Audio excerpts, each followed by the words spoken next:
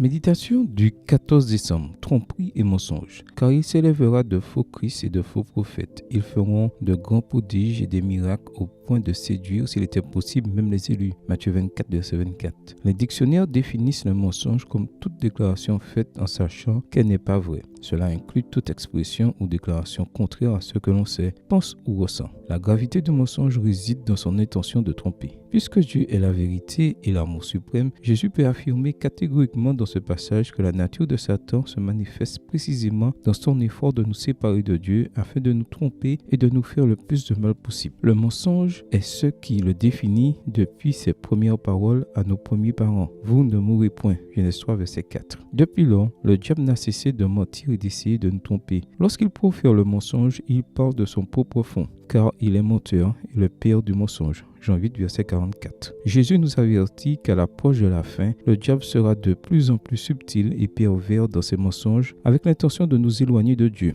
par l'intermédiaire de ses agents humains au point de séduire, s'il était possible, même les élus. Matthieu 24, verset 24. Cela signifie que cette fin des temps n'est pas favorable à la vérité. L'ennemi de la vérité fait tout pour confondre l'humanité par la force du mensonge. À cette fin, il a même réussi à augmenter la valeur financière des mensonges au point qu'ils ont dépassé tous les sommets connus auparavant. Le mensonge est très rentable. C'est sur la base du mensonge que l'on impose des présidents, même s'ils ont apparemment été élus démocratiquement. C'est sur la base du mensonge que le gouvernement, les banques et les grandes entreprises s'emparent de notre argent, nous persuadent, nous convainquent, nous contrôlent et nous escroquent en détruisant toute résistance ou opposition pour nous vendre n'importe quoi. Par le mensonge, les agents de l'ennemi de Dieu tentent de séduire les habitants de la terre, Apocalypse 13, verset 14, et parviennent à détourner des millions d'êtres humains de la voie du salut. Pour les détenteurs du pouvoir sous cette terre, le mensonge est aujourd'hui un investissement sans risque réel et à très haut rendement. Quelqu'un a dit que leur devise semble être: il faut tromper les électeurs, mentir aux consommateurs pour les maintenir dans l'endettement,